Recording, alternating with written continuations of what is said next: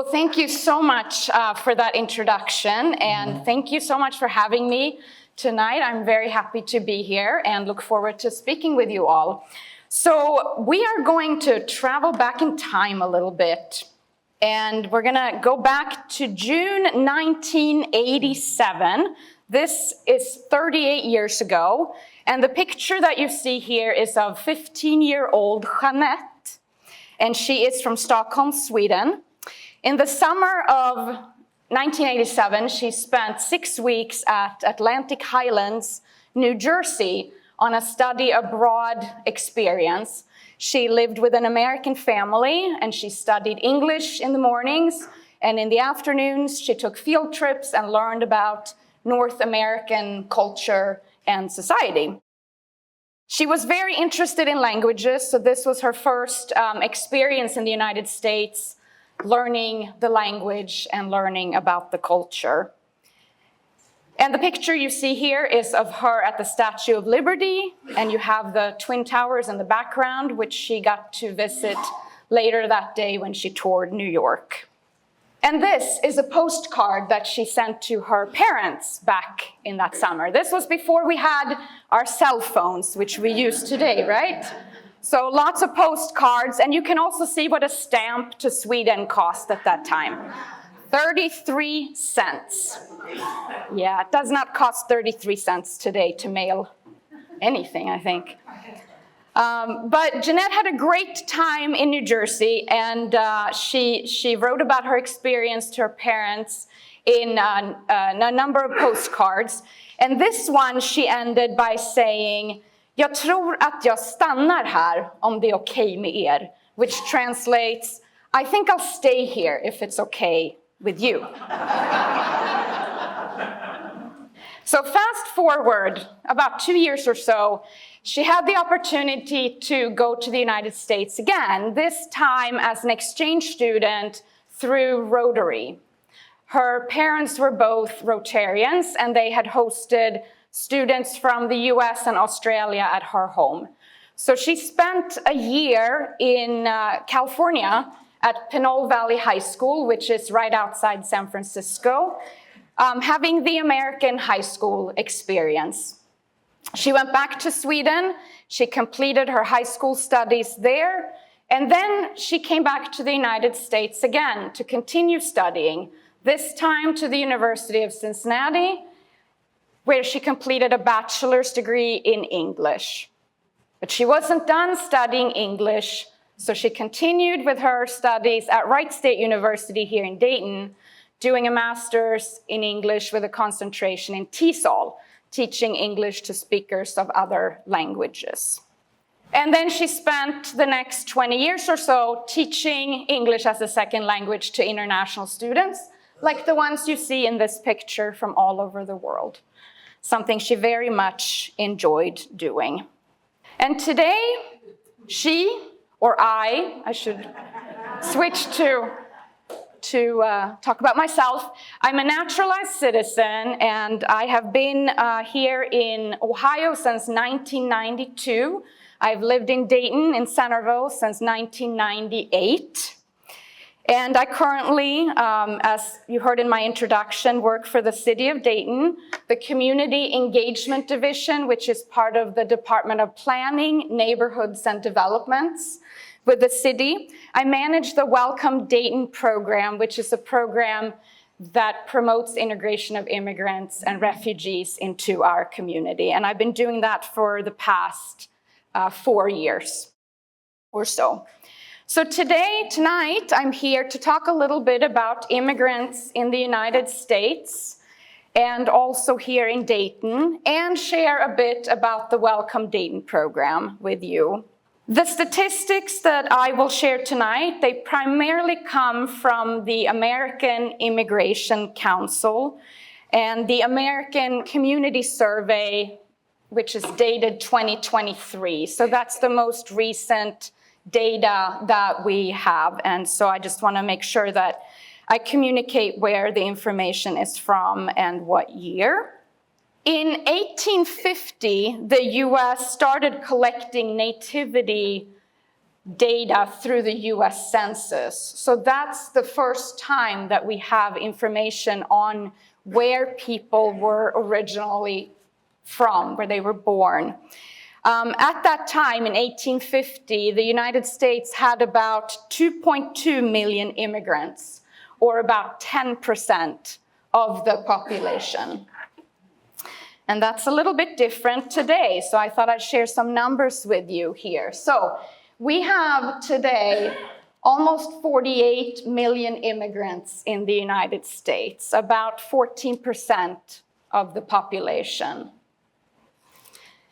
And about half of them are naturalized US citizens. Again, meaning they were born outside the United States, but they've gone through the process of becoming citizens of the United States.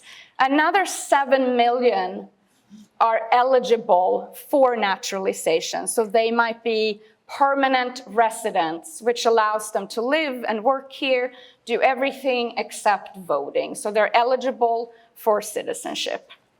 51% are women and 49% are men, so very evenly distributed there. And about 23 million US-born residents live with at least one immigrant parent. I thought it might also be interesting to share the top countries of origin for immigrants in the United States. So Mexico is the #1 country, followed by India, China, the Philippines, and El Salvador. And that's United States as a whole. In the United States, they are more likely to be working age than their US-born counterparts. And so this means that they are more likely to be active in the labor force, allowing them to contribute to the economy, not only as consumers, but also as taxpayers, so help funding social services and programs like Medicare and Social Security. New businesses are the main driver of job growth in the United States. And immigrants, they play a particularly important role in this. They are founding businesses at far higher rates than the US population overall. And millions of workers are employed at immigrant-founded and immigrant-owned companies in the US.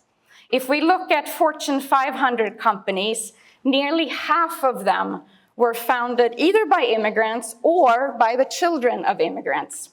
So let me give you some examples. For instance, Apple, son of a Syrian immigrant, founded Apple. Google was co-founded by a Russian immigrant. Amazon, son of Cuban immigrants. And Costco, we have a Costco not too far from here, son of Canadian immigrants whose family had immigrated from Romania initially. So immigrants in the United States tend to be fairly entrepreneurial. So 23.6% are entrepreneurs, 23.6% are STEM workers, and almost 16% are nurses, just to break it down a little bit, the areas of work that they do. Immigrant households, they contribute hundreds of billions of dollars in federal, state, and local taxes, and as you can see, they hold a tremendous amount of spending power, $1.7 trillion. There are undocumented immigrants in the United States as well, close to 12 million or 3.5% of the population. But they too pay taxes. And so in 2023, almost $90 billion in taxes total.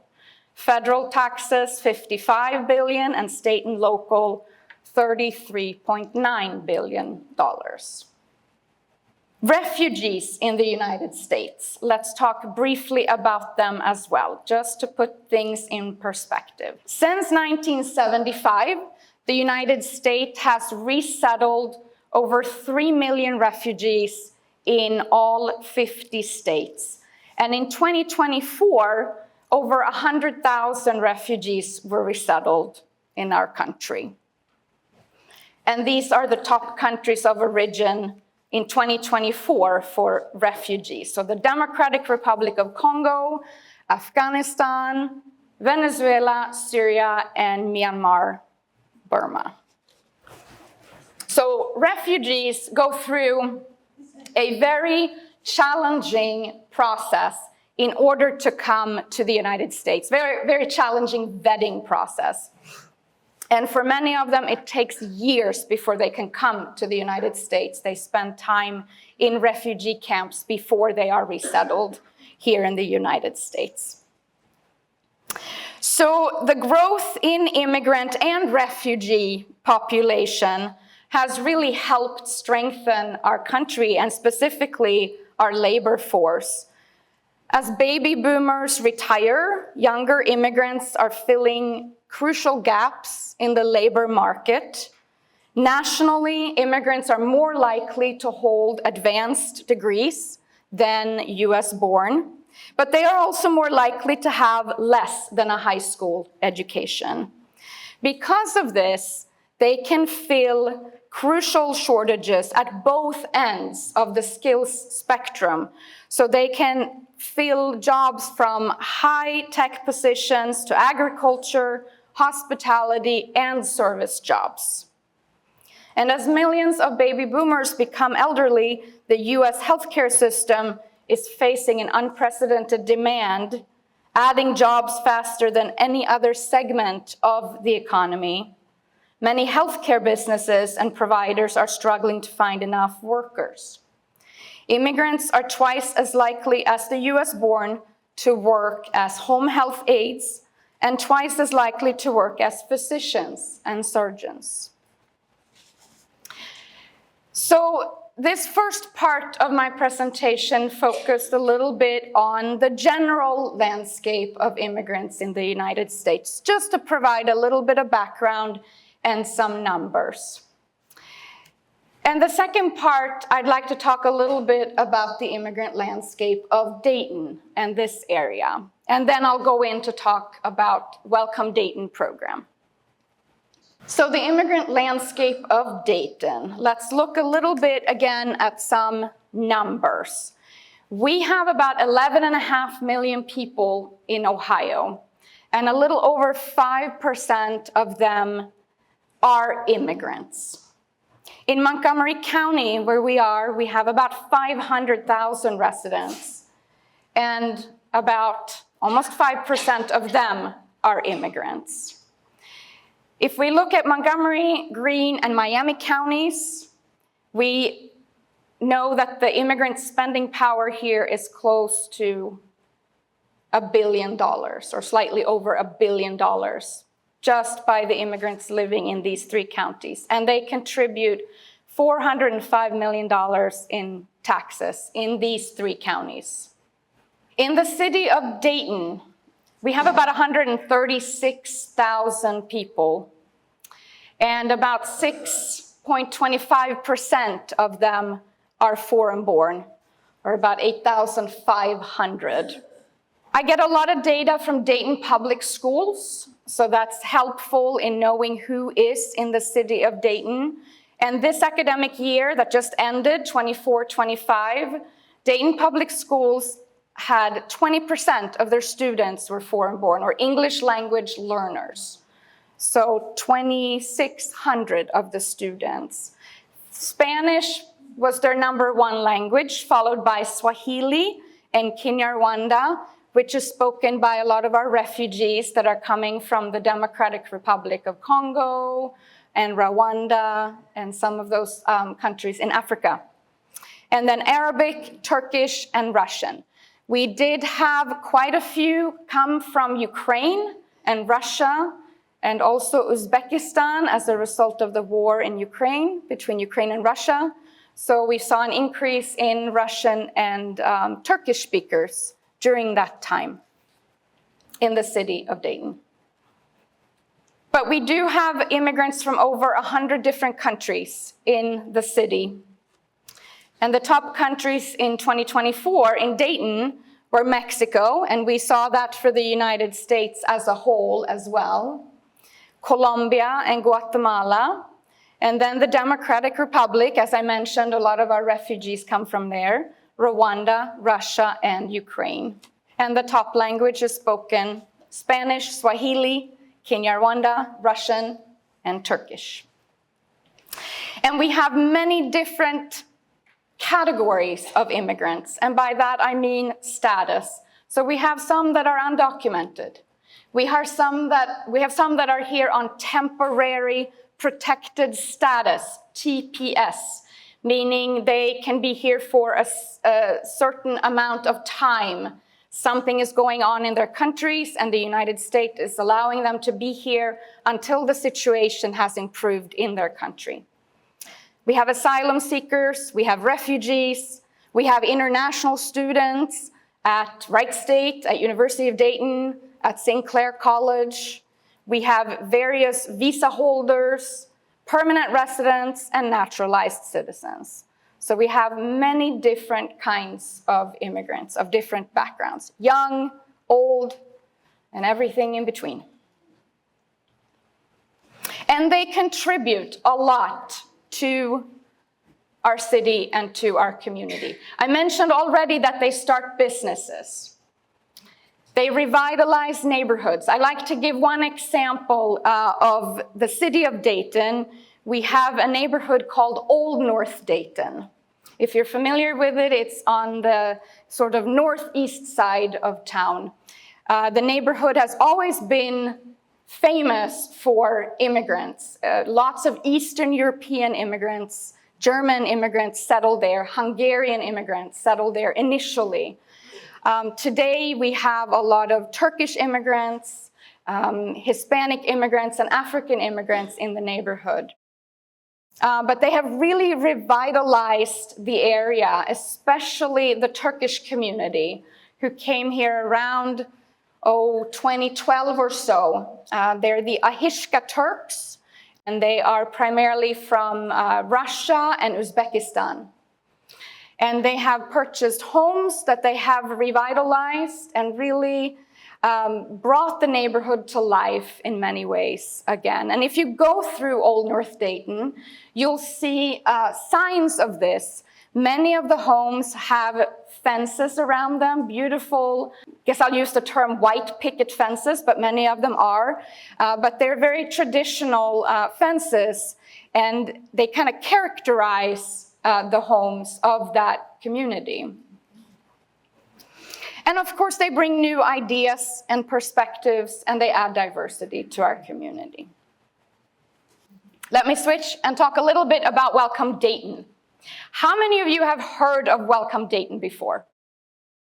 Very nice. I'm happy to see that. Very good. Let me give you a little bit of background about the program. It started back in 2010. There were some issues and concerns about housing discrimination, primarily towards the Hispanic community in Dayton. And a group of people came together and said, what can we do to make the situation better for them and for everyone in the city? So during a period of time, or 3-4 months or so, little over 100 people from the community representing business, representing law enforcement, education, and so forth, came together and had discussions of what can we do and what would it look like if we actively work together to make the city more immigrant friendly. Out of these conversations came the Welcome Dayton plan. And in 2011, the Dayton City Commission adopted this plan and a path forward to really be conscious about being immigrant friendly. So the Welcome Dayton plan was designed as a framework for action for the city and for the community. And it supports integration of immigrants into the Dayton community by encouraging business and economic development, providing access to education, government, health, and social services, ensuring equity in the justice system, and also promoting arts and culture. And I'm often asked, well, who is Welcome Dayton? And so the best way to explain that is to say that it is community that is Welcome Dayton. We are a government-run program. We are a program part of the city government, but we will not work if we don't have the community's input, because that's how it started, with the community conversations. So we have a Welcome Dayton committee that the Dayton City Commission established back in 2011. We have members on the committee that are appointed by the Dayton City Commission to serve a 3-year term. At least 5 of them have to be born outside the United States. Currently, we have 25 members on the committee, and they are very active. So the pictures that you see here are of our members leading different activities and events, listening sessions in our community, speaking to high school students, serving food at events. We have faculty from Boonshaft School of Medicine who brings her medical students to serve in the underserved communities, in the refugee community, so that they get some practice and also giving back to the community. So our members are very active. They don't just come to meetings, but they're out in the community, and they're using their backgrounds and their expertise and their skills to help the community. We also have a number of subcommittees, 5 of them, and you see here that they focus on the areas that Welcome Dayton is centered around, which again is education, health and human services, local government and justice, business and economic development, community, culture, and arts. These are our 5 core areas that we work in and that we try to make a difference in. And these committees meet either monthly or bi-monthly, and anyone is welcome to join them. We have over 100 people involved on these 5 subcommittees. We have educators, we have law enforcement, we have local attorneys, business people, bankers, anyone. And they just find the committee that fits them the best based on their background and interest. And then we meet and we have discussions and we organize events and we try to see what we can do to make the community better. But we have staff. So we have myself, who coordinates the program, and we have my colleague Martha Jeanette Rodriguez, who is a native of Colombia. And I'm very excited. We are adding a 3rd person next Monday. And she is originally from South Korea. So next time I give this presentation, I'll have her picture up here as well. But she hasn't joined us yet. But we share that we are all immigrants ourselves. And again, as you heard in the introduction, it helps that we have lived experiences, that we have gone through the process, we have learned the language, we have done a lot of the things that newcomers do when they come to the United States, even if we have different backgrounds. So the Welcome Dayton program is a program that connects. We are not caseworkers and we are not direct service provider, but I'd like to tell people that we are kind of in the middle and we bridge gaps between people, between organizations, and between resources. And we really try to help with education and understanding for those who come here and are new here and are trying to navigate life here, but also those who live here already and have lived here a long time. So a lot of my work involves just bridging the gap between people and helping people understand each other so that they can live together and work together and play together in peace and in harmony.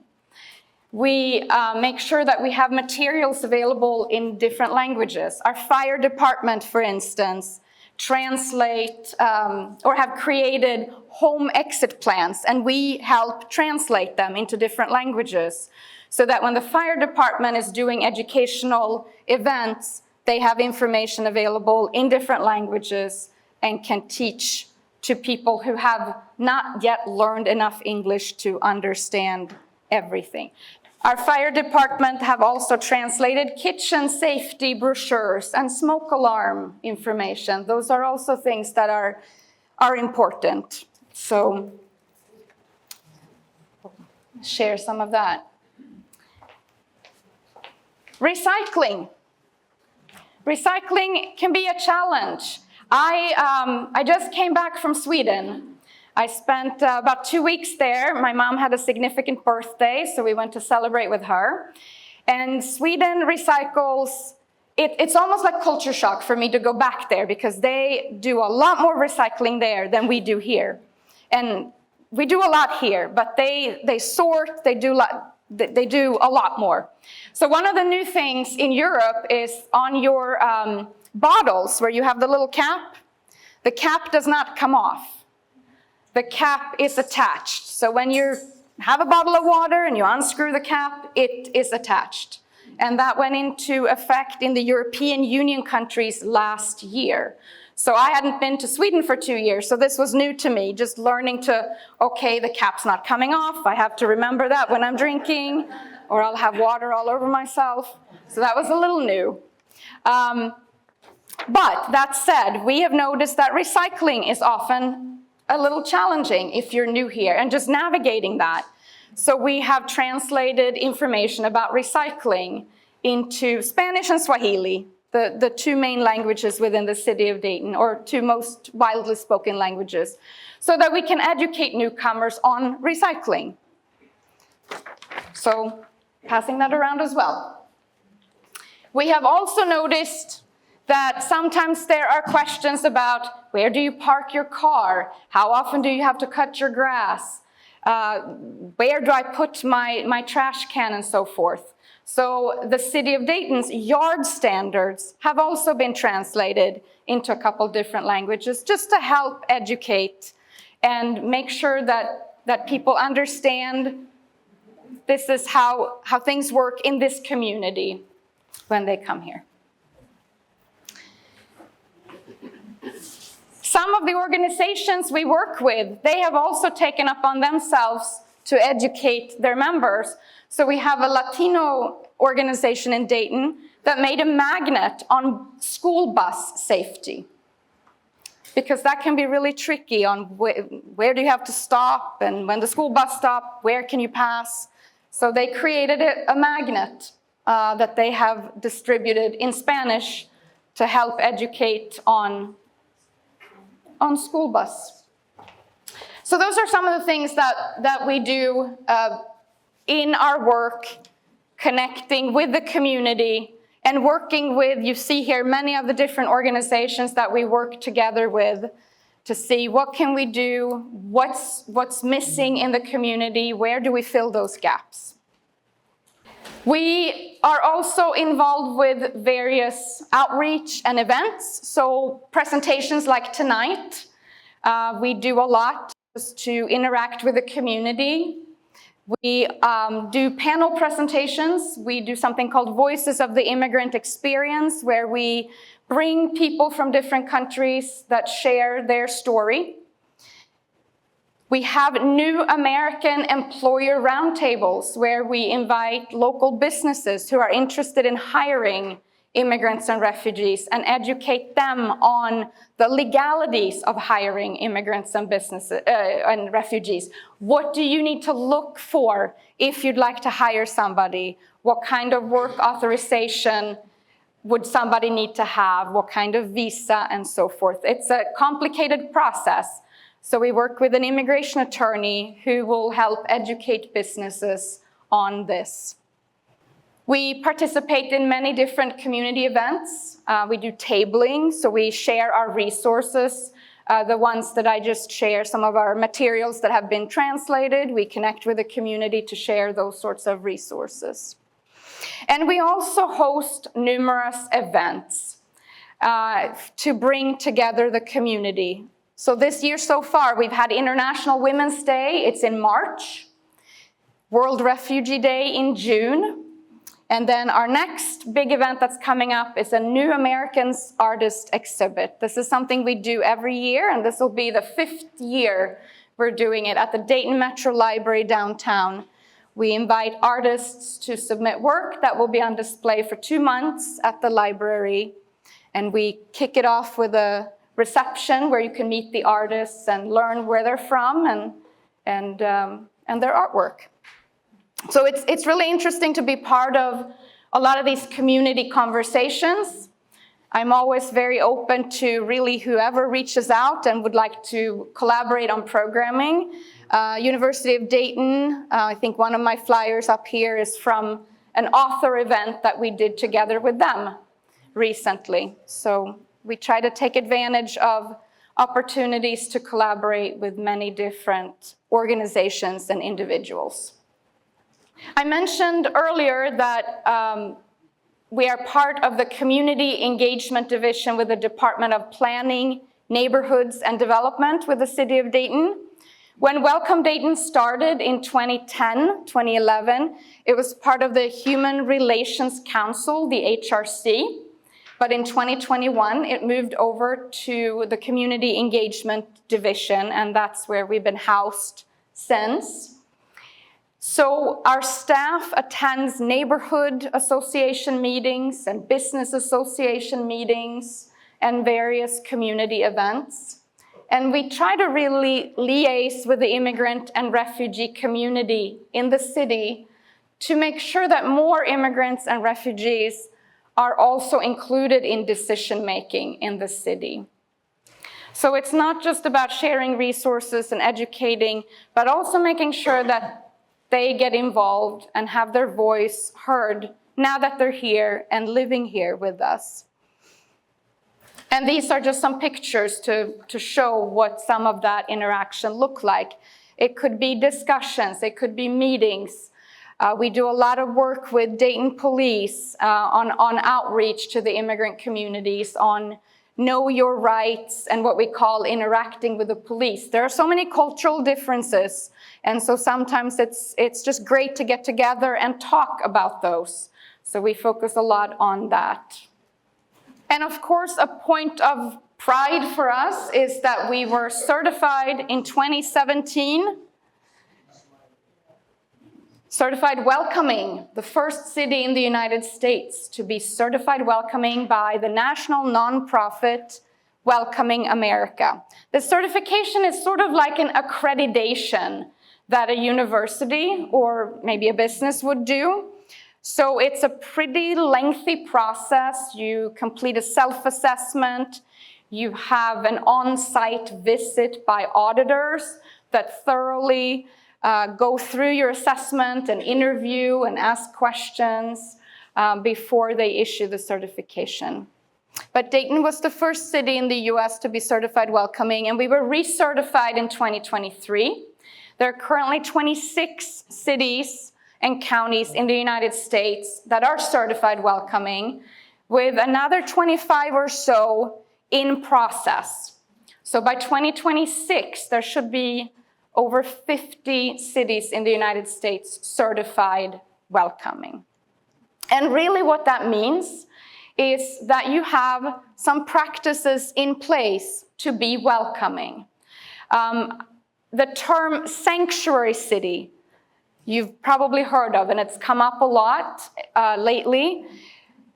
It has nothing to do with a sanctuary city. A sanctuary city, there's really no good definition for that, but a certified welcoming city, it's a process you go through that just makes sure that you're doing work to be welcoming, that you have some materials translated, that you have an avenue for people to get citizenship if they'd like, work, and so forth. So we're very, very proud of that. It's a good way for us to kind of keep a check on ourselves that we're doing the work that we say we're doing. So even though this has been completed, we use it as a framework going forward. Perhaps you read the Dayton Daily News?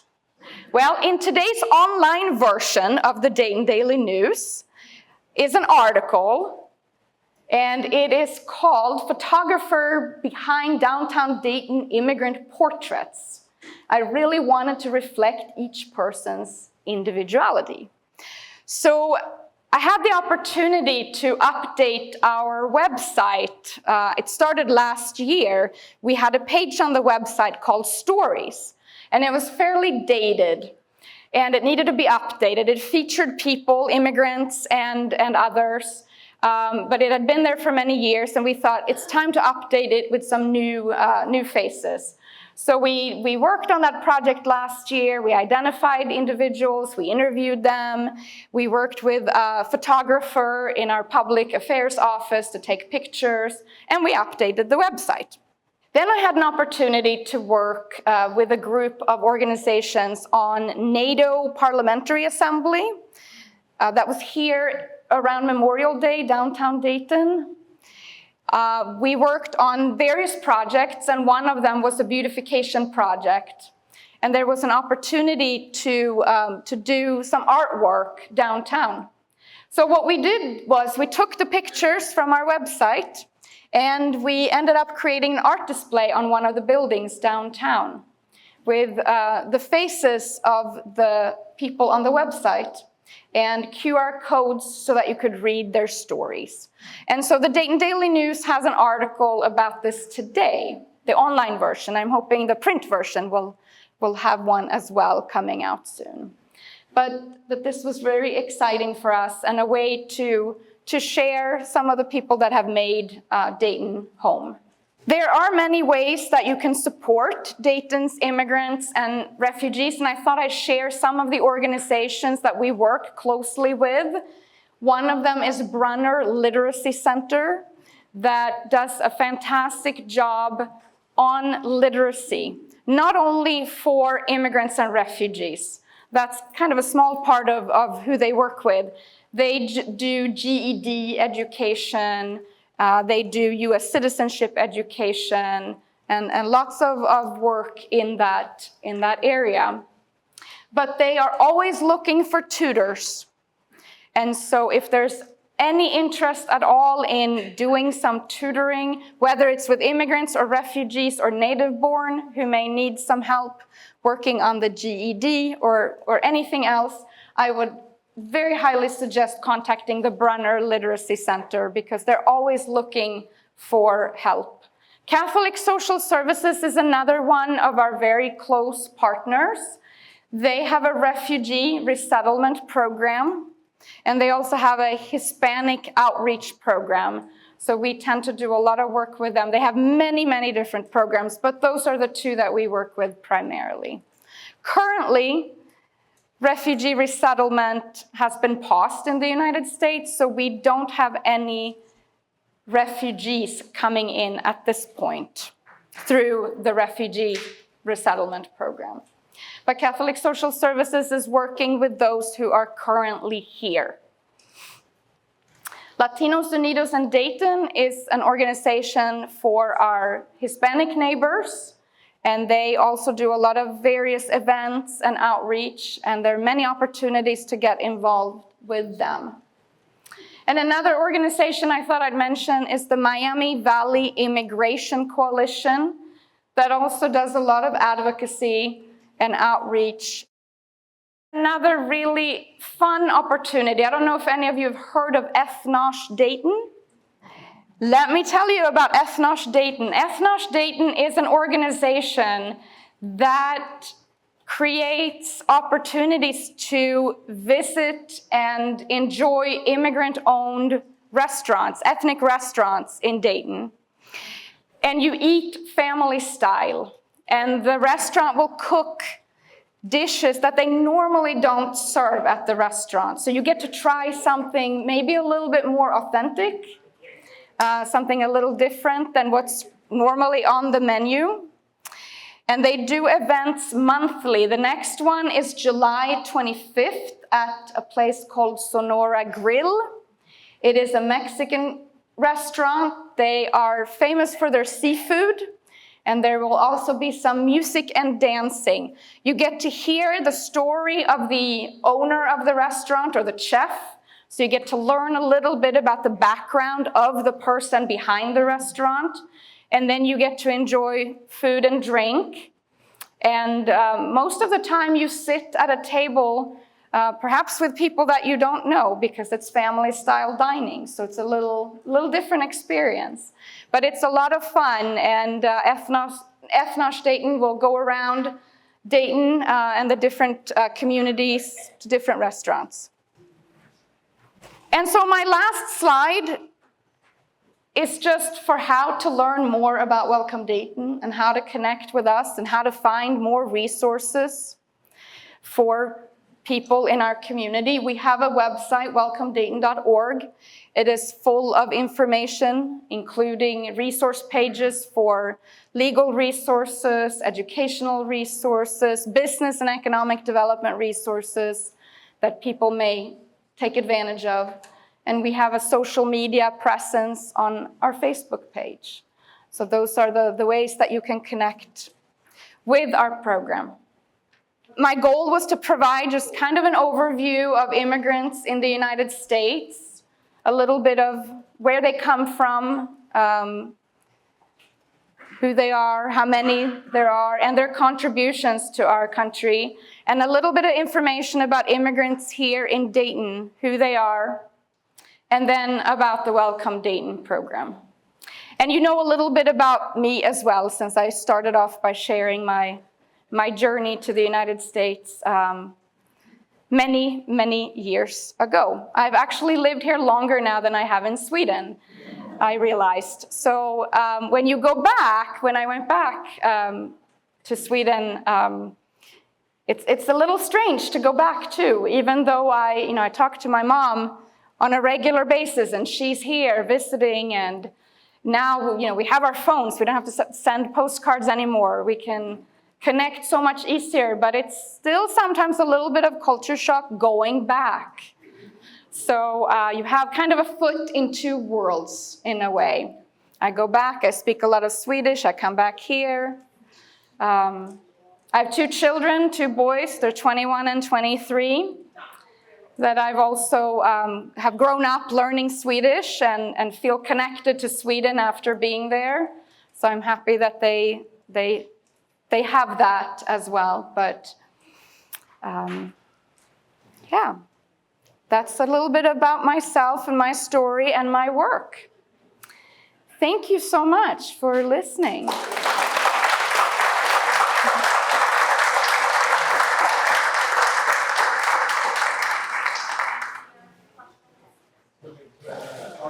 Are you taking questions? Yes. Hold on a second. Yes. So write them down, Yes. Dawn, if you have a question. There's some questions. Thank you. Yes, if you write them down, we'll collect them, and then I'll kind of take a quick look, and we'll see here what I can respond to. Okay, so I'm going to look at these in no particular order. But one of the ones that I think a very general question that was good here that I can address, what is the difference between an immigrant and a refugee? So that's a great question. So a refugee is somebody who comes here not because they necessarily want to. It's because they don't have a choice. They had to leave their country because of war, typically, in their country. And so they went through a refugee resettlement process. They may have spent years in a refugee resettlement camp in not necessarily their native country either. It could have been another country close by because of what's going on in their country. So it was not their choice to leave, to come here. They fled their country because of the situation there, and they applied through United Nations, who takes care of refugee resettlement, and again spent time in a camp, were vetted, and then sent to the United States, to Canada, to Sweden. Sweden has a lot of refugees. So it could be anywhere in the world. A lot of times refugees are resettled where there is a community already. So in Dayton, for example, we have a lot of refugees from the DRC, Democratic Republic of Congo. And so Dayton tends to get refugees from the DRC because you want to have people from the same community, and also family ties are important for that reason. And immigrant is more of like the broader word to describe, but typically a person who has chosen to go to another country to live. In my case, I made the choice to come here to study when I was young. And then I went back to study some more, and then I was offered a job, and then I got married, and then here I am. It just sort of happened. It wasn't necessarily, well, I know on that postcard in 1987, I did say to my parents, you know, I'd like to stay here, but I didn't know that was gonna happen. But in many cases, that's with immigrants too. I think that's what happens. A job offer, a spouse that moved to work, and you followed along and then immigrated. But it's more of a choice than a refugee. Asylum seeker, so somebody who has fled their country for political persecution or religious persecution. So they're also fleeing their country, but they're not a refugee in the sense that they have spent time in a refugee camp, if that makes sense. So they've left their country also because of problems and turmoil, but they don't have the refugee status, and so they have left and then come to the United States or whichever country and applied for asylum. And that is changing a lot right now with everything that's going on with new government, new policies, new border rules, and so forth. But typically, I hope that explains kind of the main difference between refugee, asylum seeker, and an immigrant. We can, of course, say we're all immigrants. You know, we all came here. But if you look more specifically, well, how did you come here, and what was your story? To what extent do Dayton activities reach out to neighboring communities? So what we do, so I work for the city of Dayton, so our focus is the city of Dayton, but all of our activities, all of our community events are open to anyone. And we have really actively for the past 2 years or so been working on doing more outreach to Montgomery County cities. So in 2023 and 2024, we did some listening sessions because we really want to extend welcoming efforts to the county because we have immigrants all over the county. Centerville has a lot of immigrants. Centerville Schools has a lot of immigrants. They do a great job with taking care of them too, providing ESL classes. They have a Welcome Centerville program at the high school and so forth. So we did listening sessions in 2023 and 2024. We went to Riverside, West Carrollton, Miamisburg, Centerville, and Trotwood. And we met with community members, both native residents and immigrants, and we sat down and had conversations about what's going on in your community. How do you feel welcome in your community? Or what are some issues you're having in the community between newcomers and long-term residents? So that's a kind of a project that we started and that we wrapped up early 2025. And now we're having some discussions on what are we going to do with the data that we collected, and how can we sort of expand welcoming efforts to Montgomery County. But really anything we do is open to anyone, especially events. We really want to bring the community in and be a part of that. Another question was if there's been any resistance to having the certified welcoming designation. No, I wouldn't say that it has. One of my first jobs when I started this position in 2021 was to do the recertification. And I worked on that and really was just met with lots of positive feedback. Great that the city is going through this, that the city is working on upholding the standards and so forth. So it's been really positive. I think it makes our work easier too, because we have some guidelines and we have a framework to look at when we do our work. Do you work with Haitians in Springfield? Not really. We have done some work just kind of connecting with people with resources and so forth, but we have not done a lot of work with Haitians in Springfield. I know that there are other organizations that go out there. Some of our legal aid organizations, they go out to Springfield and do some of the work there. We have not seen that many Haitians in the Dayton area.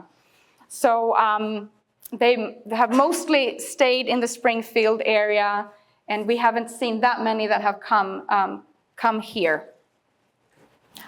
Here's something completely different. What are the big differences between the US and Sweden? So that's a great question. That's a great question. There are some differences. We are similar countries, similar cultures, different languages. I grew up speaking Swedish. But I would say in general, there are maybe minor differences. I've noticed through sort of my life, I've noticed differences. I remember when I first came here, I was 16, and a lot of people were driving. You have to be 18 to drive in Sweden. So that was a little challenging. I couldn't get a driver's license. I was just here as a high school exchange student, and you can't get a driver's license when you're an exchange student. So I know that's challenging for Americans coming over to Sweden as exchange students, and they're 16 and they're driving here, but they can't drive in Sweden because you have to be 18. So little things like that. When I got older and had my children, my first one was born in January, and it was cold here, but not as cold as in Sweden. I often had him sleep outside in the stroller, because that's something we do in Northern Europe. You have to be outside there. I mean, it's cold, so you don't have to be outside, but it's cold. You need to be outside. And it's good for you. So I wrapped him up and I took walks around the neighborhood, and I got some looks because it was cold. But he's fine. He's doing fine. He turned out well. So yeah. So those were some little things that I noticed. It's very common. You go to Sweden in January, you see people with their strollers outside, leaving them outside shops if the baby's sleeping. Go in and get your milk and come out, the stroller and the baby's still there. Still happens. So the little things like that. Yeah. Yeah. So those are things. I think throughout my life, I've noticed things that are different. But again, I notice it when I go back to Sweden too, and I think about, things are not open as late in Sweden as they are here. Here, things are open 24/7, right? If I'm gonna get gas in Sweden, I have to really think about that. Or groceries. Okay, the grocery store closes at that time. Or it's Sunday, it's not open today because it's Sunday. So there are things like that. What is the process to become a citizen? So it's a fairly long process to become a US citizen. In my case, I came as an international student on what's called an F1 student visa. And I ended up getting married, and through marriage, got a green card, permanent residency. And then after a number of years was eligible to apply for US citizenship. So that's typically one way. You have your permanent residence first, and then after you've been that for a number of years, you're eligible to apply for US citizenship. And when you apply for citizenship, you take an English language test, you do a civic test with US history questions and all sorts of questions like that. You go through thorough background checks, health checks, and so forth. And then it ends with a naturalization ceremony where you take the oath of citizenship in front of a judge. And so So it's a fairly lengthy process, and it's expensive too. Filing fees are not cheap, but it's a process that is possible. It just takes some time. So a question about how does Welcome Dayton try to facilitate helping immigrants through just various crises if they find themselves affected. We get a lot of phone calls. We get a lot of emails. People have all sorts of questions and all sorts of issues. And so we try to facilitate as best we can, connecting them to resources if we can help. As I mentioned, we connect with so many different organizations. They might need legal help. We might connect them with an immigration attorney. We might connect them with legal aid if they need that sort of help. If they're looking for English language resources, we might connect them with Brunner Literacy Center or the Aspire program that teaches English as a second language, or tutors and so forth. We've had, the past couple of months, we've had a lot of questions, just, what happens to me? Can I stay in the country or not? This is my status. What should I do? So we do get a lot of those questions, and our job is really to connect people with those who can help them and answer those questions with them. So that's kind of our focus and what we try to do. It's often challenging. We don't always have the answer. I wish we did. We don't always, but we try our best to see if we can find someone who has the answer or at least can help. Somebody asked about STEM employment. So STEM has to do with science and technology. So that is a field that's very popular. Many immigrants take jobs in that field. So working in science-related fields or technology-related fields. And again, I brought up sanctuary city. Somebody said, is Dayton a sanctuary city, and what is it? So no, Dayton is not a sanctuary city. There are no sanctuary cities in Ohio. You may have heard of New York.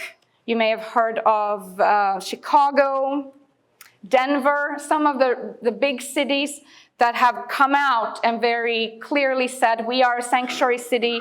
We have policies that say that we do not cooperate with federal authorities on anything immigration related. We don't do that at all.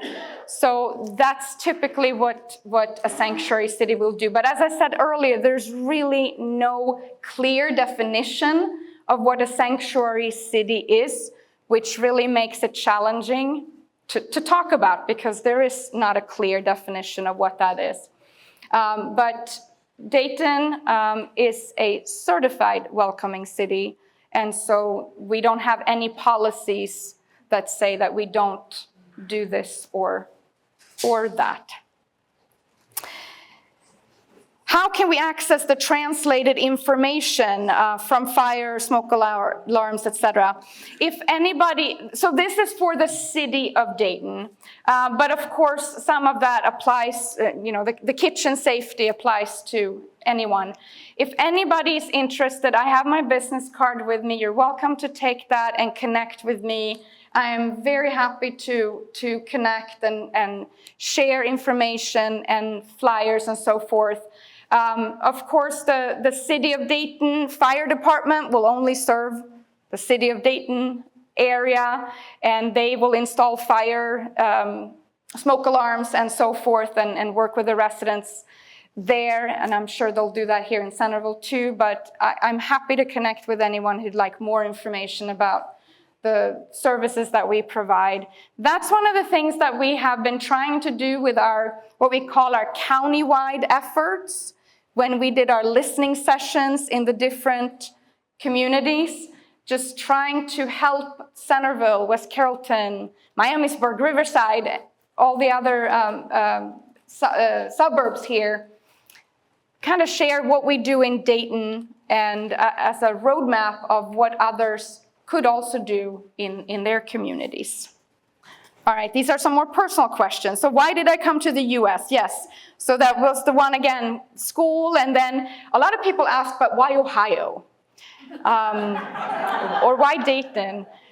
But you know, I spent some time on the East Coast. I had that opportunity to try New Jersey, New York, and then I was on the West Coast in California, and that was great. But then Ohio is really in the middle, right? The heart of it all. So it was, you know, University of Cincinnati, I applied to different universities. That's where I ended up going, and I really liked it there. And while I was at the University of Cincinnati, I met my husband. And, you know, I finished my degree. He was in law school at the time. And then we moved to Dayton from Cincinnati, and I went to Wright State to do my master's degree. And it just sort of snowballed, and then, you know, we ended up getting married. So it just kind of, Ohio just happened. My mother and father, my father passed away a couple years ago, but my mother, when she comes, she always gets the question when she goes through customs, where are you going? I'm going to Dayton, Ohio. Why? What are you going to do there? But she says grandchildren, and then no problem.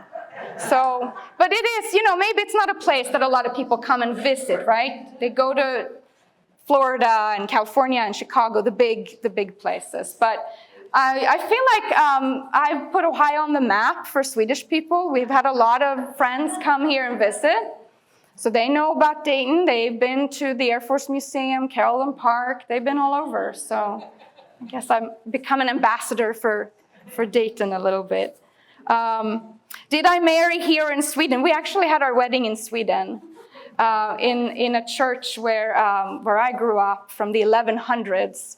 And so my husband jokes, he still doesn't know if we're married because the ceremony was in Swedish. So we say that a lot. Yep. Did my sons go to Centerville High School? They both did, yes. One graduated in 2020 and then went off to Ohio State and is currently just completed his first year of medical school at Wright State. He comes back tomorrow from Peru, where he spent a couple of weeks with a Global Health Scholars Program working in a clinic in Peru. So I'm looking forward to seeing him this weekend and hearing about his travel experience, yeah. And the other one graduated in 2022 from the high school and is a senior at University of Cincinnati. So, so happy about that. So yeah, they are Elks. Elks. They're Elks, yes. Oh, what percentage of the 48 million immigrants normally work? Yes. That's a good question. I showed one of the slides with the number of immigrants that in the country, and so I don't have that number because the 48 million refers to everyone. So that could be any from children to retired, but it's a substantial number of of people that are working and coming to school and so forth. A lot of international students also, when they go through and graduate, have the opportunity to stay on optional practical training, OPT, for a year after they graduate. They have the opportunity to stay and work for a year to get some practice before they return to their countries, and so many of them opt to do that as well. So. Have you been invited to Dayton area churches to participate in outreach to immigrants?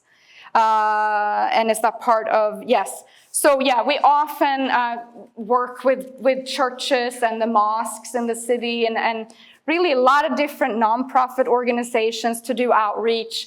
Our method really is to connect with those groups that have the direct access to the immigrants and refugees. One of our methods is to really get to know the immigrant leaders in the community, those who've been here longer, who speak the language, and who are just familiar with the culture.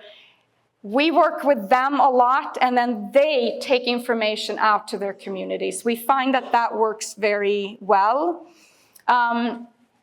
The City of Dayton has a leadership program called the Neighborhood Leadership Institute. It's a 10-week leadership program.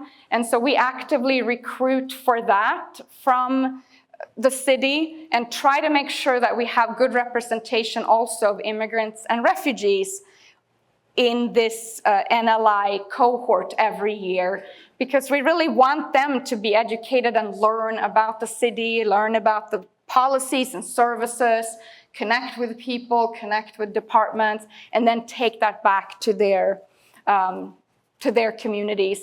We started doing something called a coffee meet earlier this spring. So we meet once a month at a cafe in Dayton, different places each time, and we just invite the leaders to come and have coffee, and we spend an hour together just to check in and see what's going on. What questions do you have?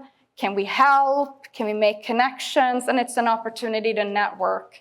So we try to be creative in how we reach out, and it's really important to listen, to find out what's going on, what issues do they have, and then what do we do? All right, I think I went through, not all, but most of them at least. So thank you again so much for having me. I really appreciate it. I hope that you learned something. I hope you found it interesting. And I hope that you consider connecting with Welcome Dayton or any of the other organizations if you're interested in volunteer opportunities or having speakers. I know people from many different countries, many different backgrounds. That's the beauty, I think, of this job. Even when I taught at Wright State, just getting to be around the world here in Dayton at Wright State, but even now with Welcome Dayton, I get to work with the world, and it's very rewarding. And so I'm very happy to share that if anybody's ever interested. And I've got my card with me, so please don't be shy. I'm happy to share that with you. Thank you again.